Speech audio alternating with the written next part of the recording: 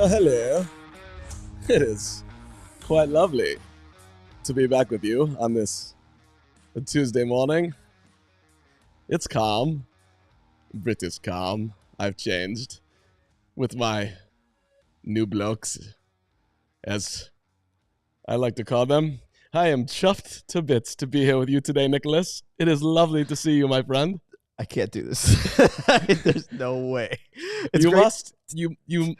What is the problem? There's plenty, but you have a beard, you have a hat, and you have this accent that I can't quite. Yes. I don't know if it's London, but you immediately reminded me of, if you've seen the movie Just Go With It. It is one of the characters is trying to impersonate some European guy. That's you. You're that guy. Yeah. So you're not all right. No. No. Well, some of you, for the record, I have noticed, have been a little cheeky on my new accent, which I don't appreciate at all. In fact, I'm a little staggered by the response, but that's okay. And I know that we have a show to get to, and I'll get to it in a minute. But first, can somebody bring me a cup of tea? I'll do it myself. Right there. Look at that. Lovely. English variety. Quite lovely. Yes. All right. This is an official Wimbledon hat. I am back fully here. Hello, Chris Banko. Good to see you, my friend. A fine salesman who's doing a wonderful job. But yes, I'll try to not do that voice the entire show, but I literally did speak that way for 6 days, and we're going to talk about true fan travel because, I got to be honest, I love my brother to the end of the earth, and he's just a great, great man, but he also drives me nuts, and the only way that I could, sort of deal with some of his idiosyncrasies was to talk like a Brit the whole time. He would just be having his problems about, well, it seems like you're a little bit staggered right now there, Dave. It's going to be all right. What did the locals think of your accent? Did you talk to the locals? I do. I have. Steven, I'll send you one video of a local that we can. There's different stuff. We got some pictures that I pulled out for today's, but and maybe with Braggs tomorrow we can do one video which I interviewed a guy at where was I? I don't know, Tower of London somewhere. We saw all the sights. Honestly, I did not know. New York's one of my favorite places to go because there's no place like New York. London is very like New York. If you like nonstop action, if you like apps, any food choice that you can possibly have, they literally have everything. Okay. If you want to,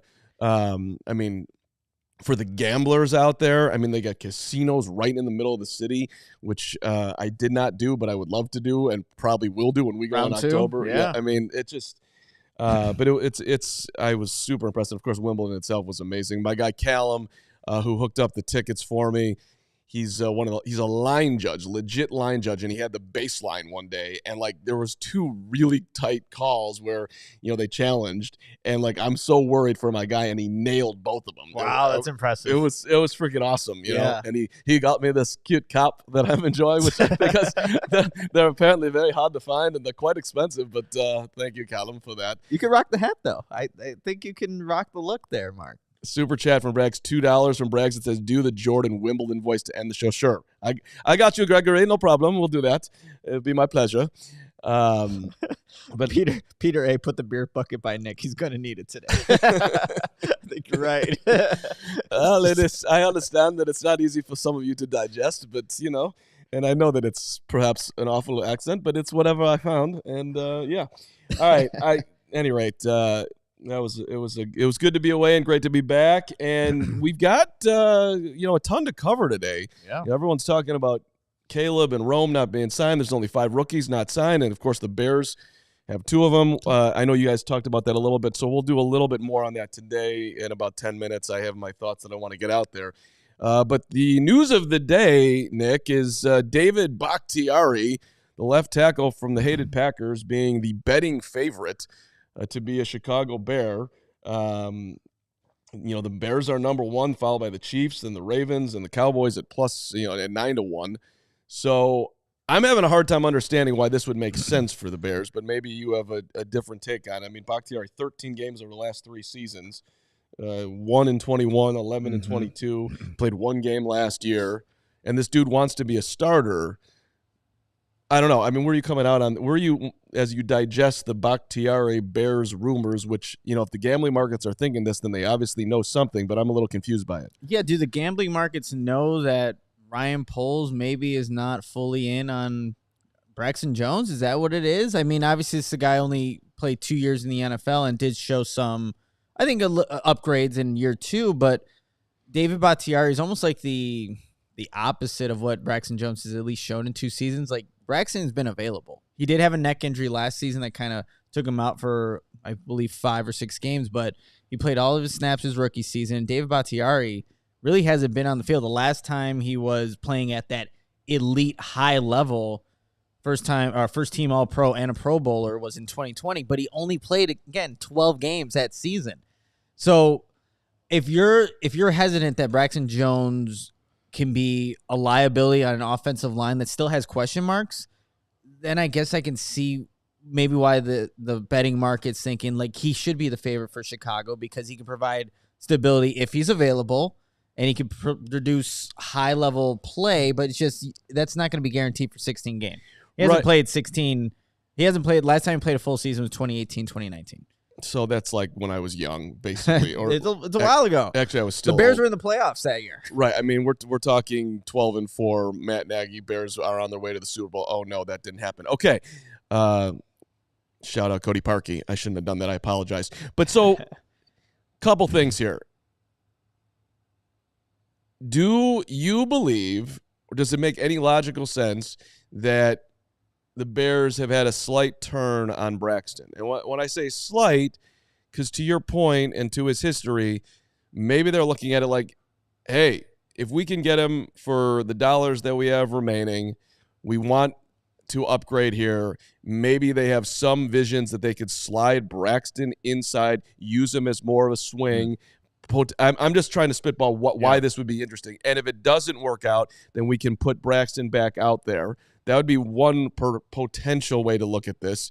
And then you don't see, and perhaps, Braxton had a significant neck injury last year. He did, yeah. So, a neck injury for an offensive lineman, hopefully he'll be okay, obviously, but that ain't great. So do they know, are they concerned with how he's going to come back from last year and the injury more than they've let on publicly to this point? It makes me wonder that if they were going to bring in a guy like Bakhtiari. I mean, Braxton Jones, I get it, not elite yet, but this is a shining moment of Ryan Poles' draft history. 5th-round pick, Southern Utah, who is cheap right now. And you're talking about bringing in, an old veteran who can't be on the field. You would have had to have a massive turn in belief that Braxton can do the gig to do something like this. So to me, it's like, if this is true, and I'm not saying it is, but if it is, then it's like they either have massive concerns about his health, and or there's been a pivot to thinking that, well, we actually think that Braxton might fit nicely inside, and with the ever-evolving Nate Davis and whether or not Tevin can stay healthy, and maybe they have some concerns about whether they want to pay Tevin, that would be the Venn diagram, if you will, to get there, why this would make sense for the Bears for me. Well, for the injury part of this, he suffered that injury at the end of the Week 2 loss against the Tampa Bay Buccaneers and didn't return until Week 11, I believe. He returned Week 9 against the Saints. But outside of that game where he only played 76.5% of the snaps in that Saints game, he played 100% of the snaps in every single game outside of Detroit in Week 11, where he played 97.3%. Right. So he was available. He was out there after that neck injury. And maybe I look at it this way too. When Braxton Jones, for the OTA practices where he wasn't actually out there for one of the practices, you had guys like Larry Borum, Matt Pryor, and, you would think Kiran Amegadjie would be one of those guys if he was available to practice. So are you also maybe just concerned about the lack of depth? If something were to happen to Braxton Jones, that's why you bring in a David Bakhtiari. So then Braxton would be that next in line because maybe you just don't feel as confident about what Larry Borum's bringing to the table, even though he was the guy that filled in for Braxton Jones when he went down last season. So could it just be strengthening the overall depth of the offensive line as well? So great point, and that would make sense. But Bakhtiari told ESPN, quote, "I'm not a reliever guy. I am your cornerstone guy. Someone that's not only going to play in September, but in December and into February. And obviously, hopefully, for another couple of years." So it's good to have confidence in life and believe in yourself. The track record, the recent history is not great on that, but that's how he's looking at himself. So the only way that he can fall to the Bears in the way he's thinking is that no one wants to make him a starter. Yeah, no, it's a good point. But I'll say this too: if you're Ryan Poles and you do believe Bakhtiari is an upgrade at the left tackle position, like the Bears shouldn't be afraid to add veterans like that to increase the overall talent of the roster. Like that shouldn't be an issue. Like if you think Bakhtiari's better, you sign him on a one-year deal. You do it. But obviously there's just no guarantee how much he's going to play. And again, I feel like internally the Bears do have this belief in Braxton Jones, and curious to see what he can do again alongside Tevin Jenkins for another season. And also you have Chris Morgan back still as your run game coordinator. So that's going to help things for this year 3 to kind of have a smooth transition with obviously a rookie quarterback in Caleb Williams. So it's interesting. And I wonder, if I were to say it right now, Mark, I don't think the Bears are going to sign Bakhtiari. I just don't think it's going to happen. But interesting that the bettors of the world think, and it might happen. Let me ask you guys this real quick. Since he's so confident, he believes that he's still a starter in the league. Do you think he would consider signing with the Bears, knowing it's a competition? Hey, if you beat out Braxton Jones, the job is yours. That's interesting. Now, so the Bears talked to him. Hey, man, we got a young guy that we like, but you're obviously Pro Bowl level player, and we'd love to have you, but you're going to have to compete. You up for that?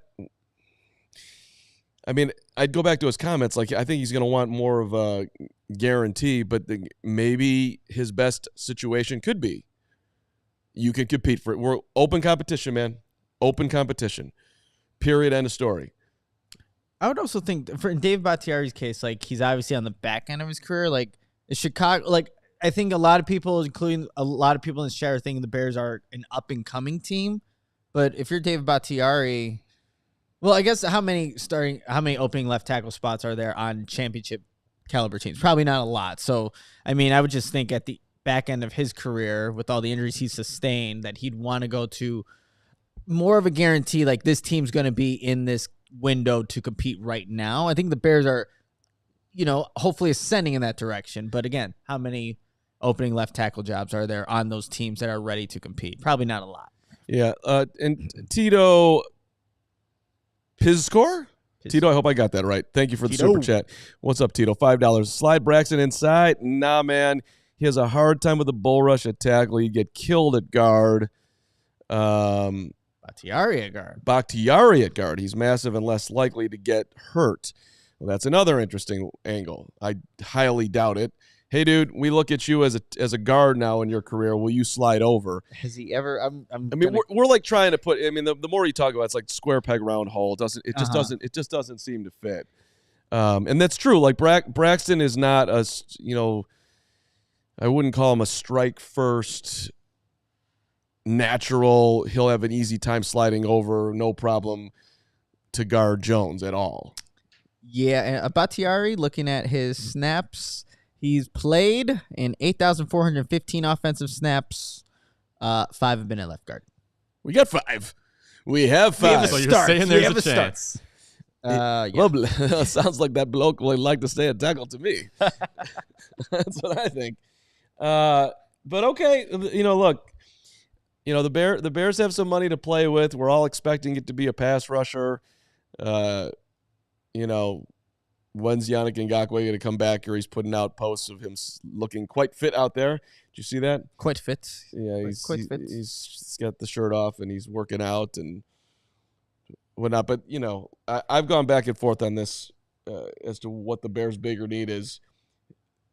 This doesn't make sense to me, but if they end up putting somebody else into the room that can protect Caleb Williams, you're not going to hear me screaming that was a terrible idea. Mm-hmm. So, interesting. We'll also get back to some Bears-Packers connections in a little bit of the show, as we had some fun just, going back in time, thinking about guys that have gone back and forth, which is another part of this too, real quick, that, how much is he mad that Green Bay has let him out there, after all he's done for the Packers, and maybe he wants to, come back and get Green Bay, which would be interesting from a Bears standpoint as far as, having somebody like that in the room, a little extra motivation perhaps.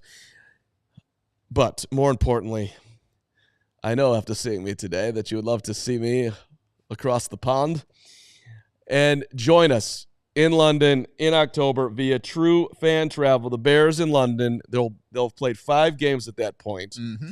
5-0. 5-0, 0-5, 2-3, 3-2, 4-1, 1-4. It really doesn't matter. We're going to have a great time, honestly. But it'd be a lot sweeter if they were 5-0, but let's not go crazy here. True Fan Travel is your passport to the world of sports. 8,000 fans traveling over 145 trips, hassle-free travel planning. It's done by the travel experts. You don't have to think about this. They will do it for you.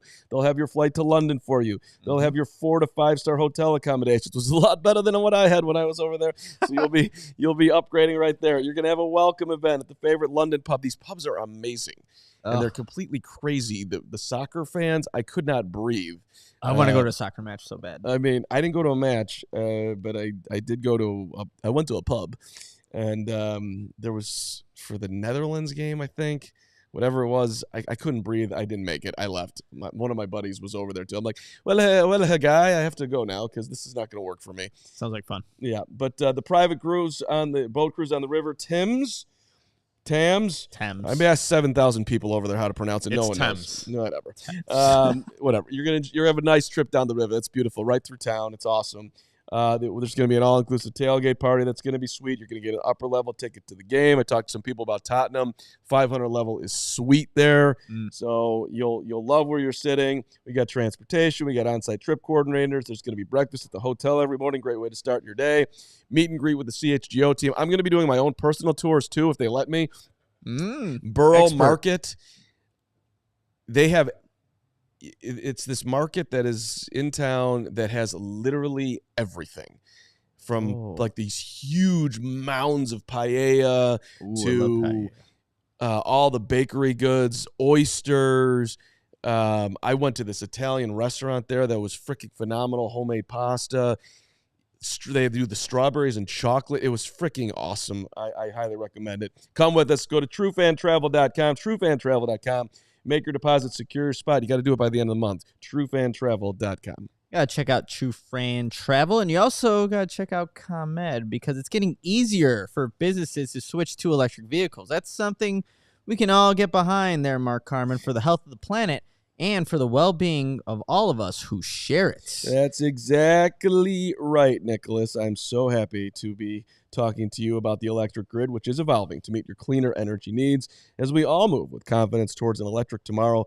Whether you have one delivery van or a whole fleet of shipping trucks, ComEd can help guide you to make the changes that make sense. So, Mark, what should business owners do? Well, they should go to ComEd.com/clean, and they can learn more about the resources, fleet rebates, and infrastructure incentives available to help businesses go electric. If you own a business, do not wait. Start making your plans today to switch to electric vehicles. Good for business, good for the planet, good for all of us. Go to ComEd.com/clean. I want to make sure I heard that right. Did you say ComEd.com/clean? You bet I did, you subloc. Go now and see how going electric connects us to a better way of doing business and a better future for generations to come. All right, Nick, I got a question for you. I know that you and Braggs talked about this yesterday, but since I'm here, we're going to do it again because I know it's on the minds of Bears fans everywhere. Which, by the way, I heard that training camp tickets went on sale today, and it was a little bit shit show. Yeah, dodgy, as they say over there. Dodgy. That sucks, and I know that one person already has reached out to me to try to help with tickets. I don't know how much I can do with this, but I will try. I know that it was, the fervor to get in for training camp was as large as you would expect. Mm-hmm. And they want to see Caleb, man. That would be first and foremost, I think, on every Bears fan who's going to training camp's mind. So are you worried that Caleb is one of five rookies, along with Rome Odunze, that is not signed right now? You're on let's do it on 1 to 100. 100 is panic. On down to 1, not worried at all. Where are you at in your Caleb is not signed worry-o-meter? On that meter from 1 to 100, with 1 not being concerned whatsoever, I'd probably I'm at like a 10 mark. Okay, I get it. He hasn't signed. July 16th is the report day for rookies, but I actually just there was a Moreano minute that Steven helped edit that went out earlier today, and basically said my thoughts on Caleb Williams not having signed his contract yet. And did anybody expect this? So out of all the players in the NFL, him being so business oriented, wouldn't you expect for anybody, if anyone's going to wait the longest to sign it, but still be in time for training camp, it probably would be Caleb Williams, with his attorneys and lawyers going over all the fine details to actually look at this contract to ensure that he's getting what he believes is fair. I think it was going to be a longer process in general.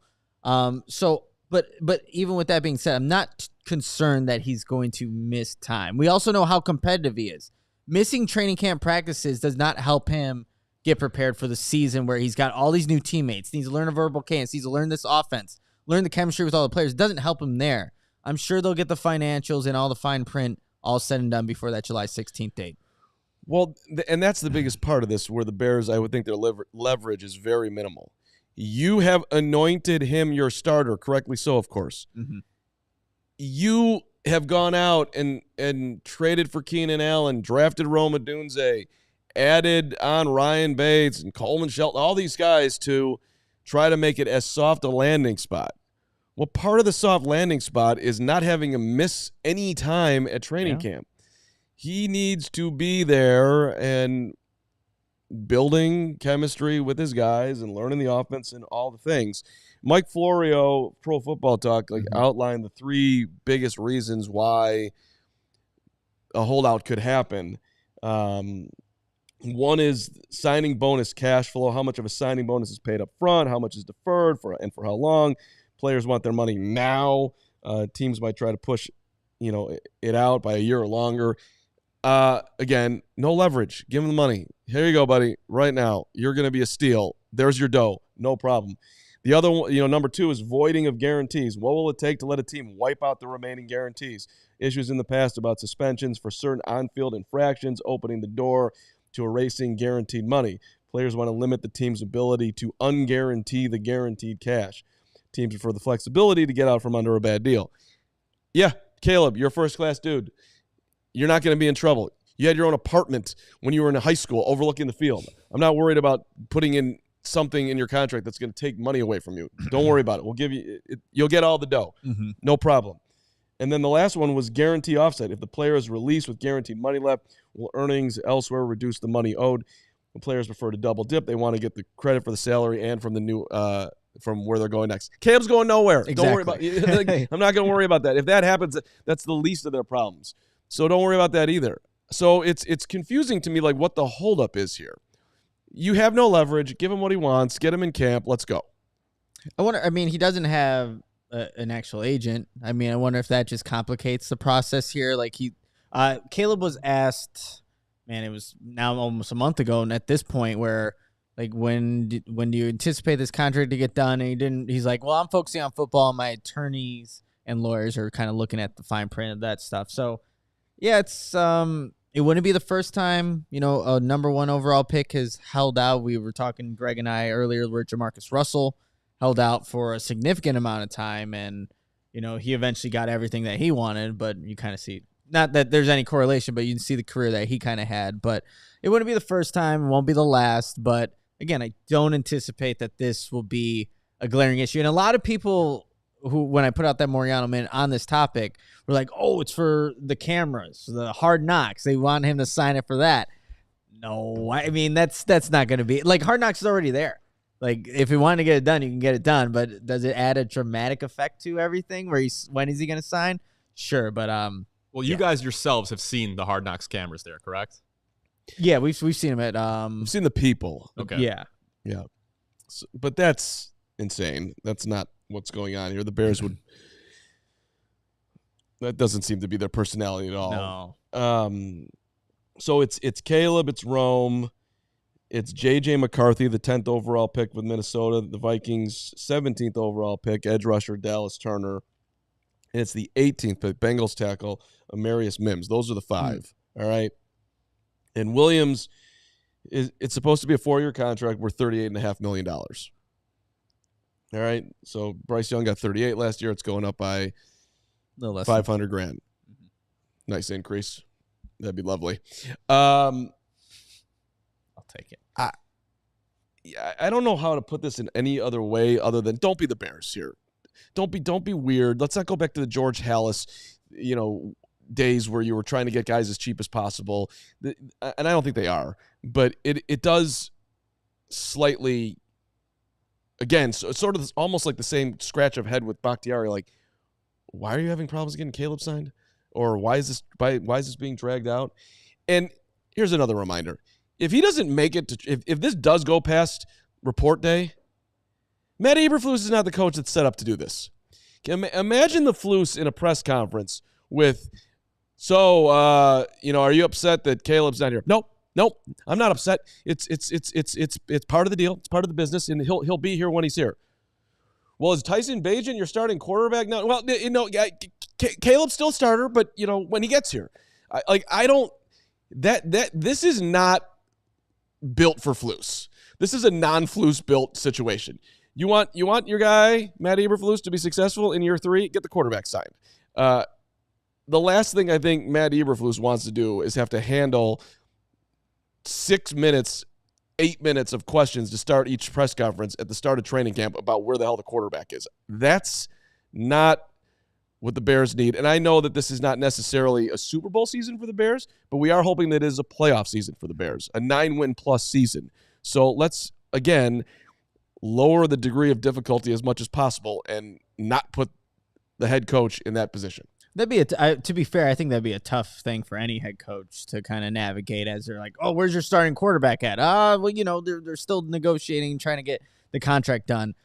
If it was the Flus from last season where the whole debacle when Justin Fields is coming back from injury and is he going to be available?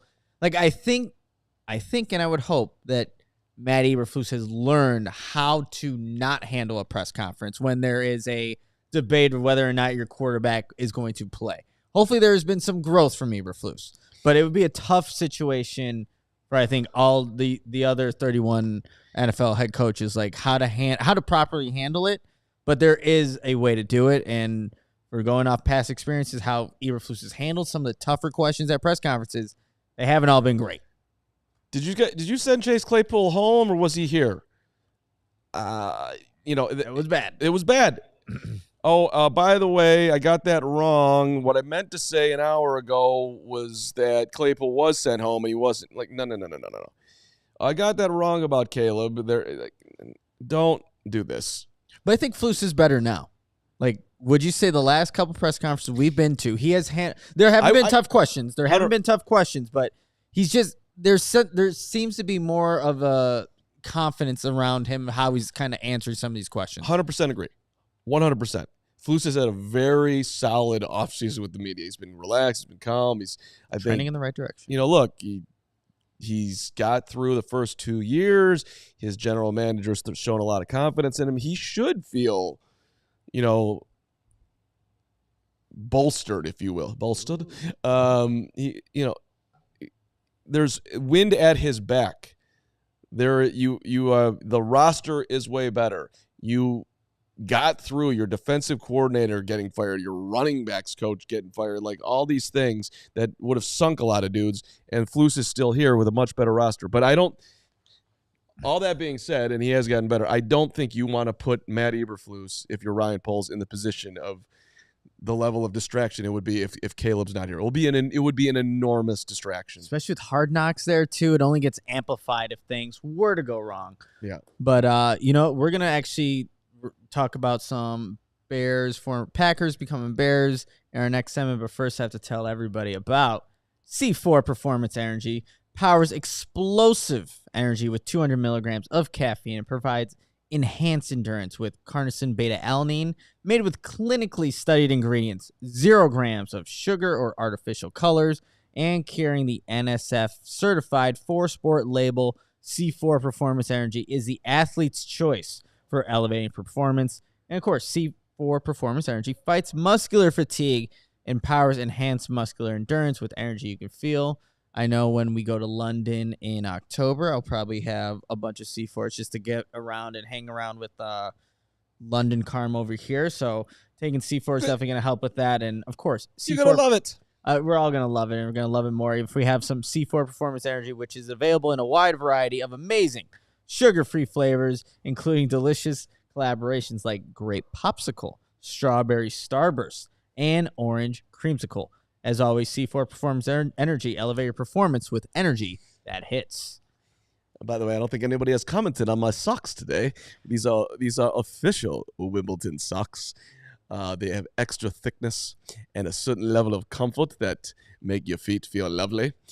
So I'd like to, again, thank my guy Callum Tierney for these socks that I'm wearing proudly today. Thank you, Callum. All right. By the way, I'll be wearing these socks when we're going golfing. I'm not sure if I'm going to get to go, but I actually forget it. I'm going. Cookout Classic. I'm making that call right now. Our golf tournament presented by Miller Lite and Shady Rays and CIRCA Sports Illinois and St. Andrews Golf and Country Club. You can come by yourself, like me, or a twosome, a foursome, 18 holes with a cart, 4-person scramble, tee gift for every player, token for a complimentary Miller Lite. Braggs will give you his too, so you can have a couple. There's going to be hole contests, great giveaways, and prizes for contest holes. 1 complimentary spiked Arnold Palmer per person. Ooh. There you go. There's a lunch and a ceremony after the round. Cash bar for you late-nighters who are going to hang out there. So I hear that Braggs is going to be buying drinks, which is sweet. Individual hole and tournament sponsorships are available too. Spencer at allcitynetwork.com if somebody wants to sponsor. I think Spencer at allcitynetwork.com if you would like to sponsor that. Come on out and golf with us. Steven's been talking a lot of blimey. I will be winning. There it is. Blimey? That's probably not used correctly, but I just saw just a little couple fun questions for you. Are we just cool with Packers and Bears just going back and forth? The list is getting longer and longer and longer.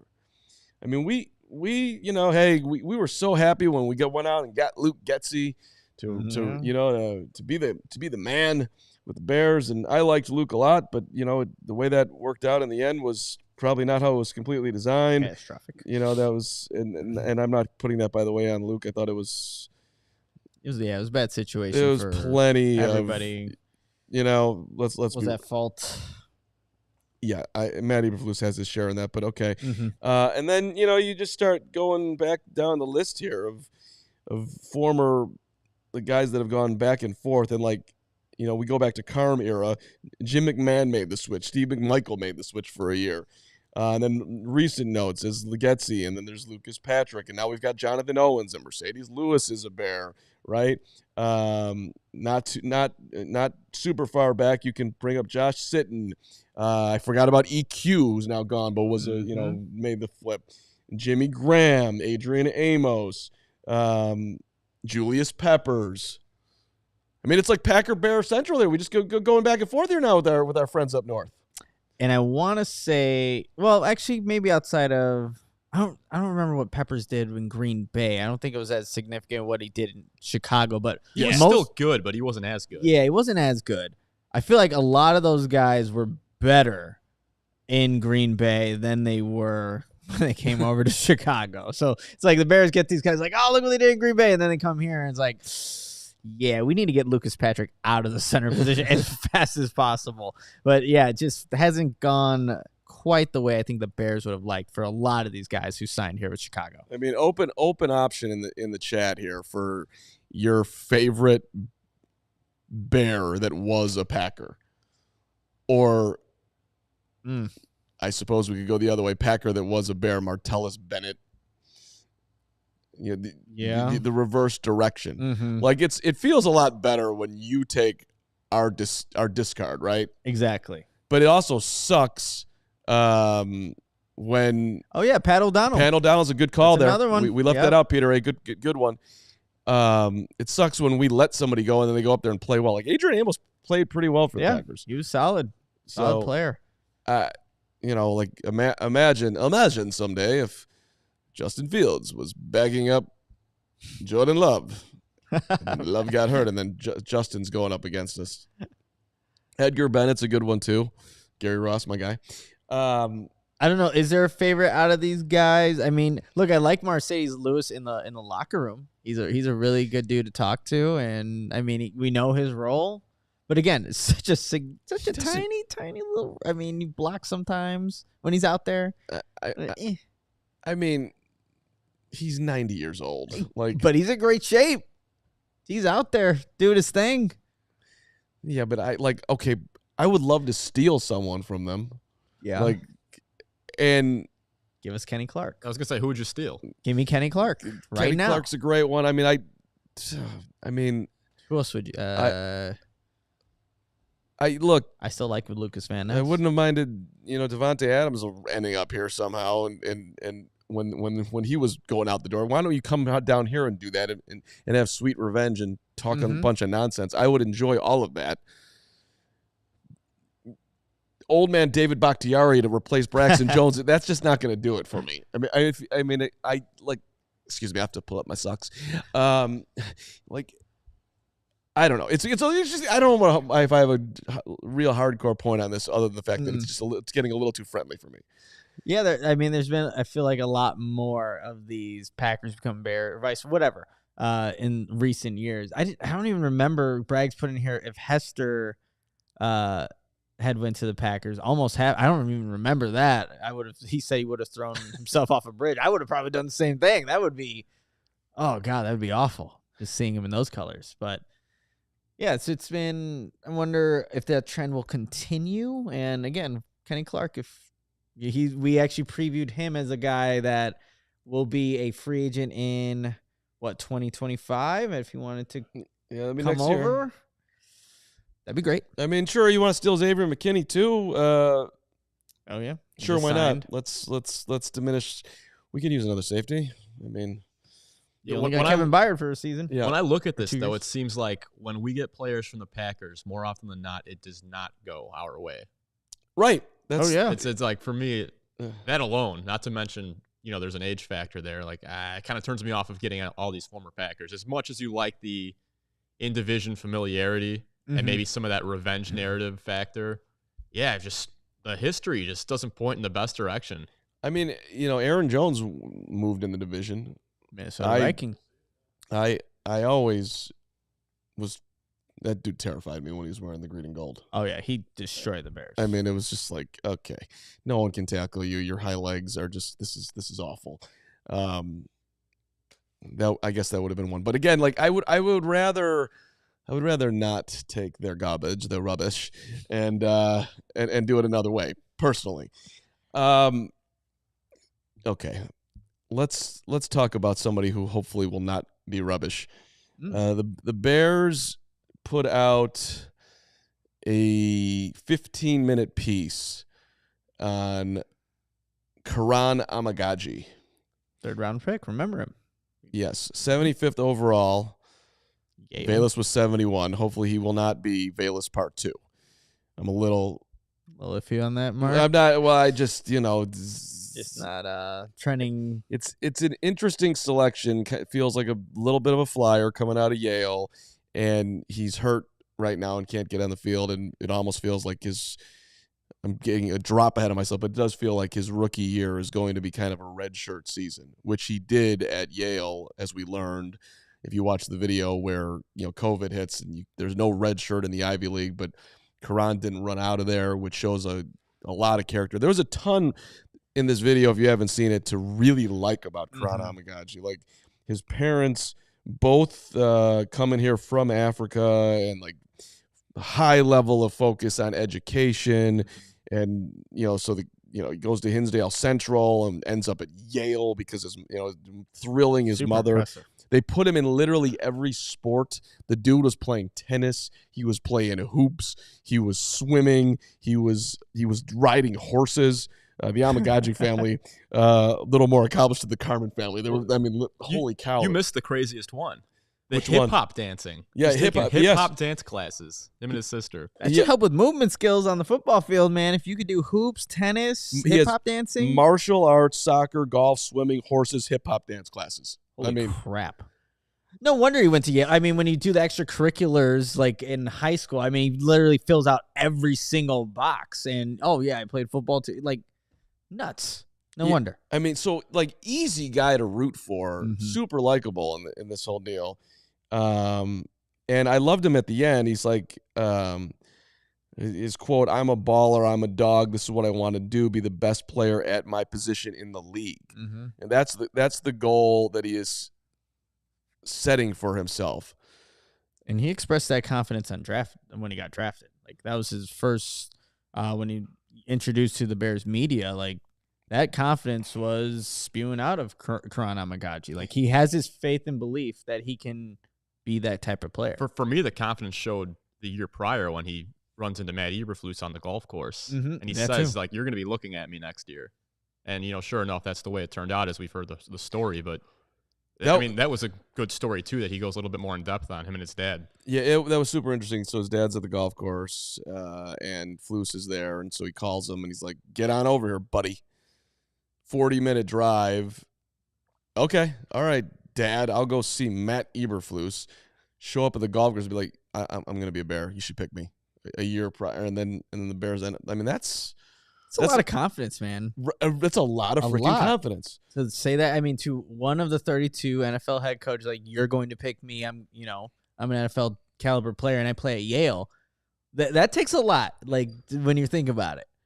Do you think Nicholas Moreano, with all your confidence and your rise up from Iowa via DePaul to this prestigious position, sitting here with Carm and with my head on at do you think that you would have followed your dad's advice right there, popped out of bed and driven to see Matt Eberflus and tell him that I'm going to play for you? No, because that Nicholas Moreano retired football in high school, but I definitely told all my professors, like, I'm going to cover the Bears. And they told me, like, hey, you're going to a big media market. Like, you probably need to go to a lower market to start. I'm like, yeah, but no. I'm going to do this when I graduate. And you were an aggressive Nicholas. Got that dog. You had that Amegadjie. Nicholas Kiran Amegadjie Moreano. Yes. And that's another thing, by the way. Listening to his mom say his name, Kiran. It was like I would love to get to know his mom. She seemed like the most likable lady of all time. His dad too. It's a really well done piece by the Bears. I enjoyed it fully. It makes, again, Amegadjie very easy to root for, and I also wonder, like, he just needs to get on the football field, Mark. He really does. He's been injured since he only played, was it 8 or 4 games? Yeah, didn't play very much, and then missed the Senior Bowl that he got invited to. So he's still battling that injury from back then. So we need to see Kiran Amegadjie hopefully get out there. I know, it was talked about that the start of training camp, hopefully, which is coming up here in a little bit. So it would be good to see that 3rd-round draft pick on the football field, see him get some actual physical reps out there at tackle, just so he can get acclimated to the NFL game. And, it's going to be a big jump for him, but just based off of how he kind of, just the belief that he has in himself, like, he thinks he can go out there and compete with the best in the world. Well, and when Poles was asked about it at whatever media session it was, do you see him as somebody that can push Braxton Jones? Like, well, not necessarily his first year. Yeah, first year. Yeah. But down the line, we'll see. We'll see. Yeah, that's kind of what I wanted to talk about a little bit, just because he talks about that first season at Yale, it's a COVID season. They don't, as you mentioned, they don't do the redshirt years there in the Ivy League. And he tells the coaching staff, no, I'm going to treat this as my redshirt year, the COVID season, and he's going to come into his sophomore year ready to go. Do you think we see something similar rookie season to sophomore season with the Bears? Because that's kind of the way I see the best case scenario for him playing out for his development. Yes. Let me answer that very shortly. Yes. If Kiran Amegadjie is playing this year, something went terribly wrong. Mm-hmm. This is a year for him to get stronger, to get acclimated to the NFL, to learn, to get angry that he's not playing, and to, show in minimal opportunities that he's capable. That would be an ideal rookie season for Kiran Amegadjie, I would think. Yeah, and I mean, look, you have Braxton Jones at left tackle. You have Matt Pryor, who's played left tackle. You have Larry Borum, who's also played. There are guys in front of him right now in the depth chart. So if he's out there battling and beating those other guys on the back end, I mean, I think that's a credit to Kiran Amegadjie, but there are some steps that he has to take just on his individual growth as an NFL player to even get to that point. But, I think best case scenario, you don't really see Kiran Amegadjie. Braxton Jones is doing his thing at left tackle. Guys are not getting injured. Maybe in a swing tackle role, you could see him like on those heavier packages. Sure. You get on the football field, but that probably is the best case scenario that he doesn't really play much in year one. I mean, if Amegadjie is able to beat out Larry Borum, Pryor, whatever, even interior to get a shot, that would be an incredible accomplishment in a rookie season for a guy who's coming out of Yale. Mm-hmm. I mean, I did like what his offensive line coach said about him, like that he is he's got a violence to him. Yeah. First, let me get it correctly exactly what he said. Naturally great get off and strike people. That's hit him. That, yeah. Let's go. I initiate. Boom. It's a good quality to have as an offensive lineman. But you watch his tape and he's 50 pounds bigger than the dude he's blocking in most of it. Yeah. And so it ain't going to be the case in the NFL. They're all equally as big. Right. All right, Nick. As you can see, I enjoyed my trip. Haven't shaved and how long did that take? It's a week. Okay. And I got a little flow to the hair. And our head of content, Kevin Kadek, suggested that perhaps I can out-floose the floose. And I'm not sure who's doing it better right now. What would Grody say about this? Because he was also once a floose. All these floose imposters. Yeah, I mean, Grody does a great job in Grody land, and Mark's one of my good friends, so I don't want to try to outdo Mark, but Mark hasn't gone the facial hair yet. He hasn't. You're taking it to the next level. He hasn't fully committed to floose facial, whereas Carm has gone. Yours truly has gone with the facial situation here. Now you just need the next step for you, if you're really going to complete this, is to get the fade. It's really to get the fade in the sides and get you line. I mean, the beard's looking good, but if we get the fade going, I mean, people are going to stop you. They probably already stop you because you're Mark Carman, but they're going to stop you thinking you're floose. And that's a nice compliment, I think. Yeah. No one's getting a facial, TWE. Over this. I'm looking to create the look of dignity and professionalism and coolness. So who's doing it better? 1 for me, 2 for Flus. 1 for me, 2 for Flus. Can I overtake him? What do I got to do? No, I'm going to make a poll. Yeah. What do you got? On YouTube. Poll on YouTube. Let's fade. See here. Nice little fade. I'll hook you up. I'll get Robert Gonkar's Krampa being allowed back in the country is a border. I did see that comment. Yeah, that's you're a funny man there, Robert. Krampa being allowed in the country is an indictment of the Border Patrol's effectiveness. I call them and inform that he's going to try to re-enter the country. I gotta tell you, Can't stop him. I'll give you this one piece of advice for those of us who are coming with London. you might want to consider getting the global reentry, because that is, depending on when you're coming back in, that was a good hour to get back in. Oh, which is I not don't like that. Which is not what you want after the 8-hour flight. Now I have hit me up if you like. I got a good app that got me through a lot quicker, so it was lovely. Okay, but so I snuck through, Garza. Take that. Well, Mark, I mean, you're sharing all this insight of Yes. London. I know we have, some pictures from your adventure that you would like to share with our listeners and viewers of the show, and myself. I do, Stephen. If I do, Nick, rather, and Stephen, if you could just, in no particular order, I'll just talk through them for you. That one I took for Gregory, because we know that Greg eats like a 4-year-old, and I wanted to let him know that you can get the KFC in London.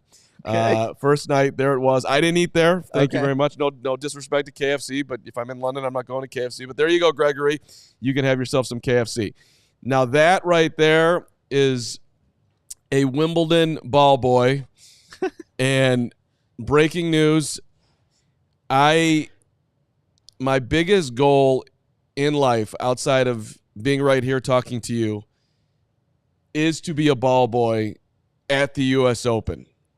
And we'll talk about this more in depth when it's official, but it's it is trending strongly in the direction that I will be having a tryout to be a ball boy for this year's U.S. Open come the end of July and or early August. I will be flying to New York, and I'm going to try to be just like that dude. I'm going to lift up my arm, and I'm going to roll the ball, and I'm going to be on the court with my tennis heroes.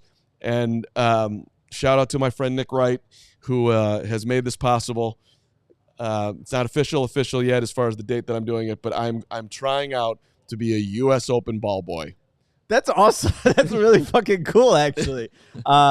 Wait, so are you still a ball boy even if you're like older? Like it's just ball boy? A ball man. I would be a ball crampa. I would still watch. I was actually watching tennis a couple days ago, Mark. So if you're the ball boy, ball man, ball crampa, I'm watching. It has passed me by to being on the court as a player. But I'm watching these ball boys, and it used to be they would fire the thing down, but now it's just roll. And I was like, I want to do this. How do I do this? And I've applied via their, and I talked to ball boys there. How do I get in? They're like, all you got to do is apply. I've applied. They have not taken me. So I needed big honcho Nick Wright to get this done for me. But I can do this. I can be a ball boy. Yes, you can. There's no doubt that I can have the focus and the respect to the players. I'll sit there, and like sometimes I was watching them bounce the ball to them, because when they're serving, you got to throw them the ball. A lot of them were bad throws. I'm going to be on the money. I'm going to give them the respect that they deserve. This is my dream. That's awesome. Yeah. A couple people asked this in the chat too. Now, typically, I had to ask you this pre-show as well. Yeah. Usually around like 16 years old, you'll see the ball boys. Now, how many people would you say would fall into your category?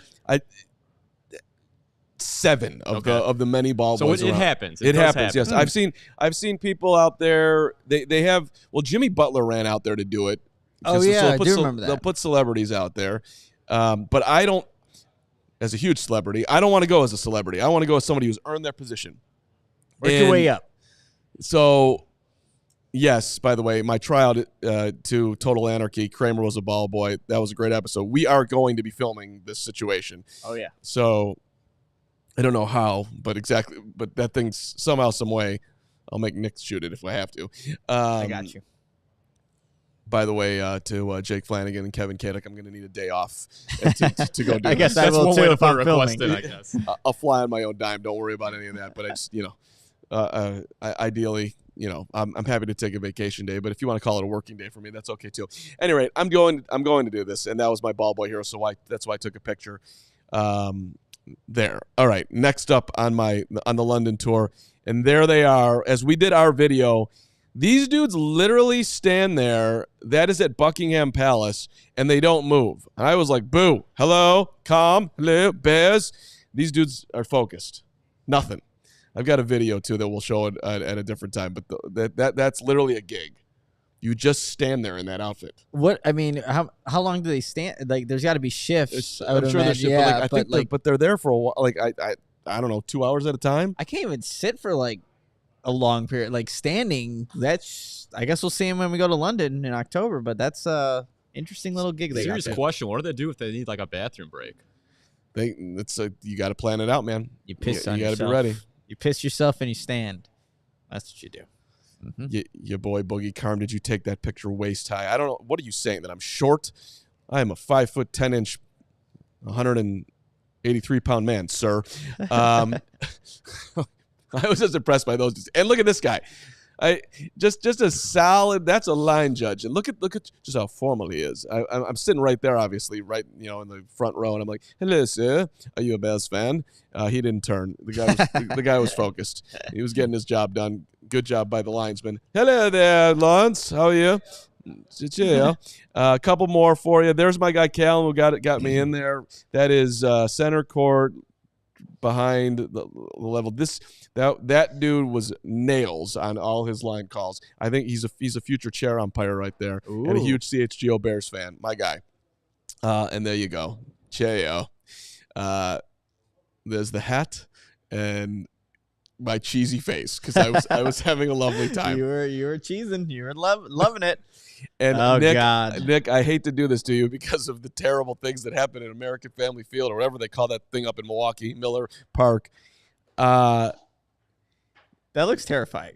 I'm not going to lie. The escalators, Gregory, that's for you too, buddy. You're going to have to get over this.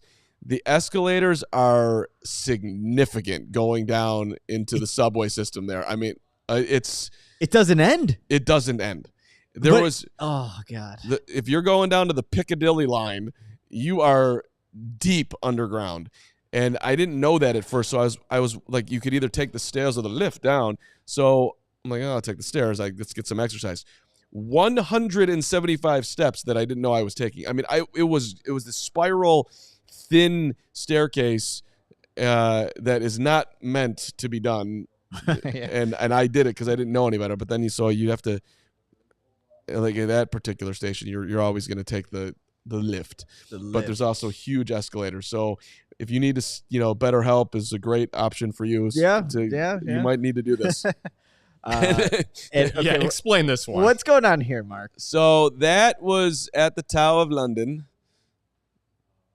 I think, where that's where the kings stay, King George, and all the other kings too, whose names I'm forgetting now. And there was like this, they had like monkeys that were put on, different little perches there, because apparently back in the day, that's how it was. Like they had exotic animals. There were elephants and monkeys and all this stuff that was like protecting the property.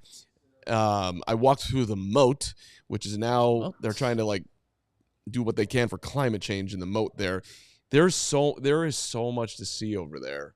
I went to Churchill's war rooms, learned about World War II and where Churchill was making his decisions. I mean, if you like history, London is a good spot for you. I, on the other hand, was amusing myself the entire time. Well, okay, Churchill, Churchill to the Flus. Who was better? Probably Churchill, but let's hope that. I mean, the dude did take down Hitler. And then here you go, Nick, for a fun one to end it up. Oh. This is Borough Market, the strawberries and chocolate. It's that flowing chocolate. They take these fresh strawberries, they put it in there.